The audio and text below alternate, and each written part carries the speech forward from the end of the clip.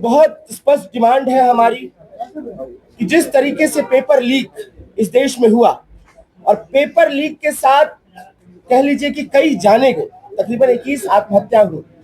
दिल्ली के जंतर मंतर पर छात्र इसको लेकर बैठे हुए हैं और जब वो 20 तारीख को जाते हैं, प्रोटेस्ट करते हैं, तो उन पर बेरहमी से दिल्ली पुलिस द्वारा लाठीचार्ज होता है।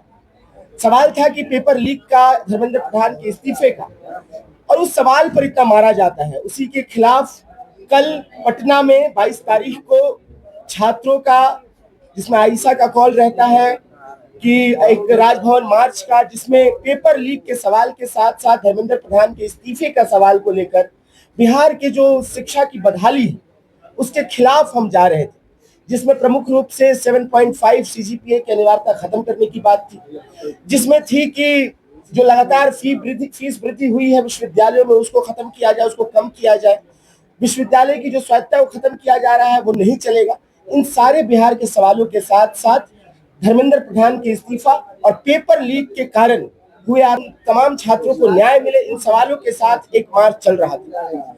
पुलिस, जानिए कि जब हम गांधी मैदान से मार्च शुरू करते हैं तो पुलिस ने शुरू से ही छात्रों के साथ बेरहमी और बर्बरता अपनाना शुरू कर दिया।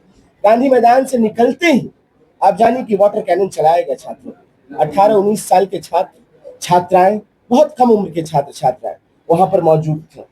जो सबसे पहले तो सभी पत्रकार साथियों का मैं यहाँ पर स्वागत करता हूँ। और जो आंदोलन दिल्ली में जो बर्बर दमन हम लोगों ने देखा, आप सब लोगों ने भी मोबाइल में देखा होगा, उससे लोग बहुत दुखी थे, आक्रोशित थे, लोग नाराज थे सरकार से।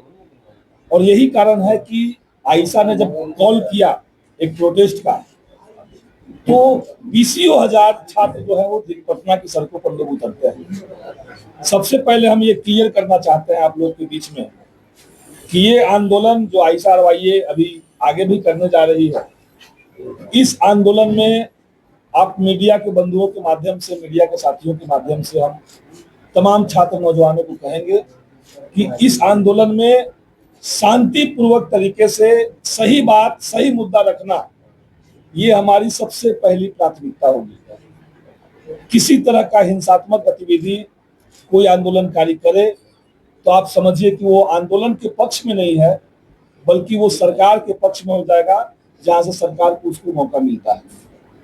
दिल्ली में भी आंदोलन की यही ताकत है और पटना में भी किसी तरह की हिंसा का, वो चाहे सरकार की तरफ से हो या भीड़ के बीच में कुछ ऐसे लोग घुस जाए जो हिंसा को उकसावा दे, इसकी हम लोग निंदा करते हैं। कुछ मीडिया के साथियों के साथ हमने देखा कि उसके वीडियो सामने आए हुए हैं, मीडिया के साथियों के साथ हैकलिंग किया गया है, स्लोगनिंग किया गया है, मारपीट की स्थिति बनाई गई है, उसकी भी हम लोग निंदा करते हैं। वो नहीं होना चाहिए। ये सही बात है कि आज जो बिहार के नौजवान हैं, देश के नौजवान हैं, इनका आक्रोश केवल इस बात पे नहीं है कि पिछले 10 सालों में 152 पेपर लीक हो गए और अब तक एक भी ऐसा व्यक्ति को सरकार नहीं पकड़ पाई है जिसको वो अदालत से सजा दिलवा करके जेल में बंद कर सके। ऐसा एक भी अभी तक केस नहीं आया। ये नाराजगी तो थी, लेकिन ये तात्कालिक नाराजगी थी। बिहार के नौजवानों की नाराजगी इस बात पे भी है कि सरकार लगातार उनके साथ छल क्यों कर रही है। मसलन अभी विश्वविद्यालयों के अंदर, जो अभी धनंजय कह रहे थे, फी हाई कर दिया गया।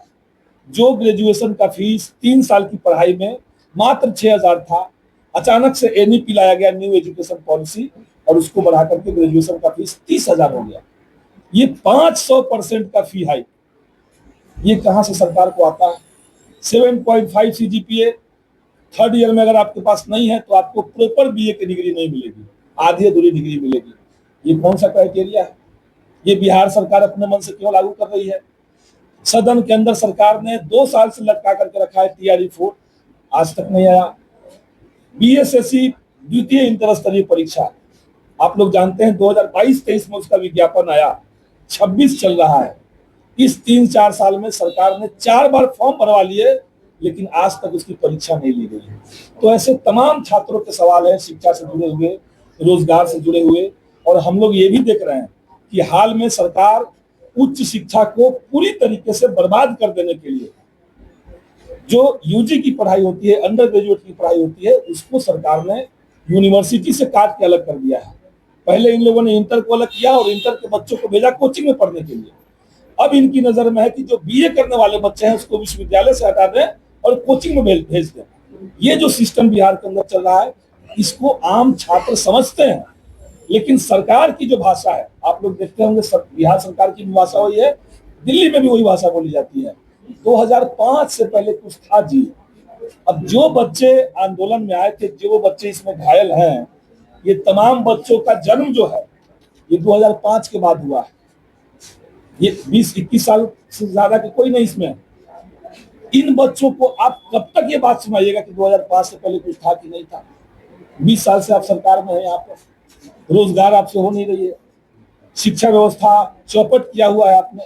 तो ये ओवरऑल आक्रोश जो था, ये आक्रोश कहीं ना कहीं भाजपा के झंडे देख करके लोगों में भड़कता था। हम उसको गलत मानते हैं, लेकिन ये हुआ, कुछ मीडिया के साथियों के साथ हुआ, उसके लिए भी हम लोग खेद प्रकट करते हैं। और आने वाले जो भी आंदोलन होंगे, हम लोग तमाम छात्रों से, नौजवानों से ये अपील करते हैं कि आप शांतिपूर्वक तरीके से इस आंदोलन में आइए।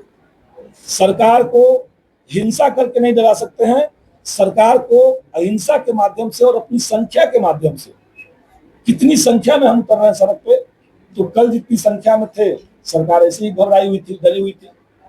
तो इसलिए अहिंसक तरीके से मुद्दों को लेकर के, और मुद्दा हमारा ठोस है। आज प्रधानमंत्री ने ट्वीट किया है, कई सारे मीडिया के साथी पूछ रहे थे कि सरकार तो मान गई। प्रधानमंत्री ने दो बातें केवल कही। उन्होंने कहा कि हम सदन में चर्चा करने के लिए तैयार हैं, जैसे देश के ऊपर आप एहसान कर रहे हैं, ये तो करना ही चाहिए था।